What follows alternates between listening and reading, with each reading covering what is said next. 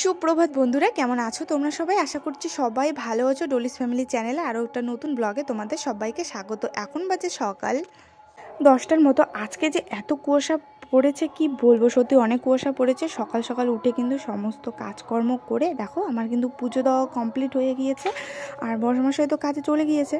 তবে আজকে কিন্তু অনেকটাই লেট হয়েছে, কারণ স্টুডেন্টরাও কিন্তু লেটে এসেছে। তো যাই হোক, চলে আসলাম একবারে দুপুরবেলা। দেখো ও কিন্তু বাড়ি এসেছে, আর ও বাড়ি আসার সময় প্রত্যেক দিনই কিন্তু বাচ্চারা এখানে ওকে আর কি গেটের সামনে একটু মজা করে ওর সাথে। তো যাই হোক, আজকে দেখো ও বাজার থেকে তেমন কিছুই আনেনি, সবজি বাজার শেষ হয়ে গেছে, কিন্তু আজকে একদমই টাইম ছিল না ওর হাতে, এই জন্য শুধু মাছ নিয়ে এসেছে। তাই জন্য আজকে তরকারিও কিন্তু খুবই সিম্পল, শুধুই মাছের ঝোল করেছি। ভাতটা আগে থেকে বসিয়ে দিয়েছি, কারণ ও আস্তে আস্তে প্রায় কিন্তু 1টা বেজে গিয়েছে, আর 1টার সময় রান্না বসালে অনেকটাই দেরি হয়ে যায় আর কি, 2:30টার দিকে আর কি রান্নাটা। যাই হোক বন্ধুরা, দেখো আমি কিন্তু এদিকে মাছটা বসিয়ে দিয়েছি ভাজা করতে। আর আমার এই মাছগুলো মানে রুই মাছের পিস, এরকম চাকা মাছ খেতে কিন্তু ভীষণ ভালো লাগে। আর আমার আবার বাড়িতে মানে বড়মশাই লোকাল মাছই বেশি পছন্দ করে। তো যাই হোক বন্ধুরা, আজকে রান্নাটা কিন্তু একদমই সিম্পল, কারণ মাছের ঝোল, ভাত আর কটা পাঁপড় ভেজেছি, আর সাথে তো মাছ ভাজা থাকবেই।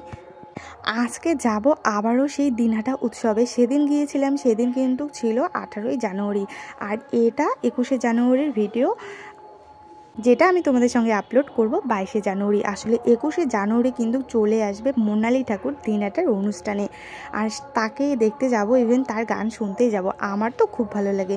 তো দেখো, বিকালবেলা একটা ফটোর জন্য কিন্তু আমি শাড়িটা পরে নিয়েছিলাম, আর এখন সন্ধ্যে ঠিক 9টা বাজে। প্রত্যেক দিনের মতো কিন্তু বর্মশাই আমাকে ফোন করে রেডি হয়ে বসে থাকতে বলেছে। সেই অনুযায়ী কিন্তু আমি ঝটাফট সব আর কি সন্ধ্যেবেলায় যা একটু টুকটাক জামা কাপড় ভাঁজ করা ছিল সেগুলো কাজকর্ম করে কিন্তু ফটাক চেয়ে আমি রেডি হয়ে গেলাম, কারণ ও আসার পরে একদমই কিন্তু লেট করে না। তো দেখো, একটা হলুদ সালোয়ার কামিজ পরে নিয়েছি, আর একটা হোয়াইট কালারের সোয়েটার। কেমন লাগছে আমাকে অবশ্যই কিন্তু তোমরা একটু কমেন্ট করে জানিও। আর ও না বাড়ির ভিতরে ঢোকেনি, একদম কাজ থেকে ফেরার পরে গেট থেকে ওদিক দিয়ে কিন্তু আমরা চলে গিয়েছি। তো চলো যাওয়া যাক। আর কি বলবো, পুরো মানে দিনহাটা হলের মাঠ থেকে 1 কিলোমিটার দূর পর্যন্ত এত ভিড়, মানে বাইক রাখার জায়গা নেই, আর এত ভিড়। আর সবাই, একটা জিনিস তোমরা ভালো করে লক্ষ্য করো যে সবাই কিন্তু আসতেছে আর আমরা যাচ্ছি। এরই মধ্যে আমার বরমাসের গাড়িটা খারাপ হয়ে গিয়েছিলো, এই জন্য আরও লেট।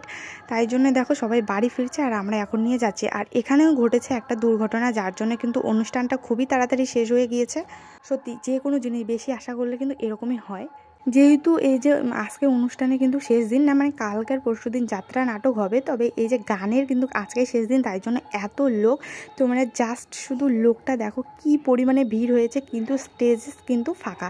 কারণ আজকে নাকি, মানে আমি যেটা এখানে এসে শুনলাম, মোনালি ঠাকুর মানে সিঙ্গার, তোমরা যারা সবাই চেনো, কেউ ভালো পাও কেউ পাও না, তবে আমার কিন্তু ওনার গানগুলো ভীষণ ভালো লাগে।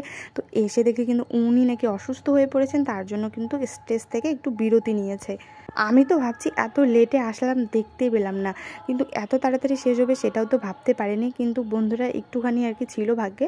উনি কিন্তু কিছুক্ষণ রেস্ট নেওয়ার পর আবারও মানে গুনে গুনে মানে 3টে গান করেছে। 3টে গান করার পর কিন্তু উনি একদম 10:30টার মধ্যেই কিন্তু চলে যান। তারপর কিন্তু বন্ধুরা আর কোনো আর কি শো হয়নি। আর তাছাড়াও দিনহাটাতে 11টার মধ্যে কিন্তু গান বাজনা সব ক্লোজ হয়ে যায়। তবে ওনার সাথে আমার সেলফি ওঠার একটা ভীষণ ইচ্ছা ছিল, সেটার হয়ে উঠলো না, কারণ ওনাকে ভালো করে দেখতেই পেলাম না, এতটা ভিড়। আর আমরা এত লেটে গিয়েছি, সবাই তো চেয়ারের উপরে দাঁড়িয়ে ভিডিও করছিল, তাহলে পিছনের লোকগুলো আর কী করে দেখবে, তাই না?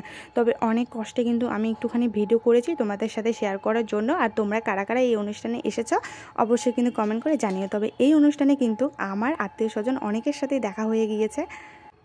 চলো তোমাদেরকে দেখাই, মানে তোমরাও দেখো সামনাসামনি। আসলে যার গান বা নাটক, মানে সিনেমার গায়ক গায়িকা, নায়ক নায়িকা যাই বলো না কেন, যাকে ভাল লাগে তাকে সামনাসামনি দেখলে একটু ভাল লাগে। তো সেটাই যে তোমাদের জন্য কিন্তু অনেক কষ্টে একটা ভিডিও করেছি। দেখো, তো কারা কারা তোমরা এনার গান শুনতে পছন্দ করো অবশ্যই কিন্তু কমেন্টে জানিয়ে যেও। তবে প্রত্যেক বছরই কিন্তু এই মাঠে আমাদের এই অনুষ্ঠানটা হয়। আমাদের যে আর কি এমএলএ উদয়ন গুহ, তিনি কিন্তু আমাদেরকে প্রতিশ্রুতি দিয়েছে যে 2026এও কিন্তু এরকম এর থেকেও দ্বিগুণ ভালো একটা অনুষ্ঠানের ব্যবস্থা করবে আমাদের জন্য, আর যেখানে মোনালি ঠাকুরও উপস্থিত থাকবেন। যেহেতু এবারে কিন্তু আমাদেরকে আর কি খুব ভালো করে আমাদের মতো করে গান শোনাতে তিনি পারেননি, তো ওনার সুস্থতা কামনা করি। তো যাই হোক বন্ধুরা, তারপর কিন্তু আমরা চলে গেলাম খাওয়ার দোকানে, আর একটু দাঁড়িয়েও ছিলাম কারণ এত ভিড় পড়েছিল না শোটা কমপ্লিট হওয়ার পর, তাই ভাবছিলাম সবাই একটু যাক, তারপরে আমরা না হয় বেরোবো, কারণ আমরা তো এমনিতেই লেট করে এসেছি। তারপর একটা খাওয়ার দোকানে চলে গেলাম, আর যেটা আমার ফেভারিট সেটা হচ্ছিলো ভেলপুরি।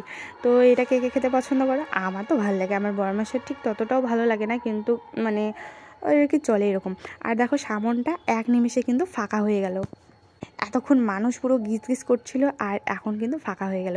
তো যাই হোক বন্ধুরা, আমরা ওটা খাওয়া কমপ্লিট করে, আর যেটা একদম মানে এই সিজনে, বিশেষ করে এই যে পিঠে খাওয়ার সিজনে না খেলেই নয় গরমে গরমে, সেটা হচ্ছিলো ভাপা পিঠে।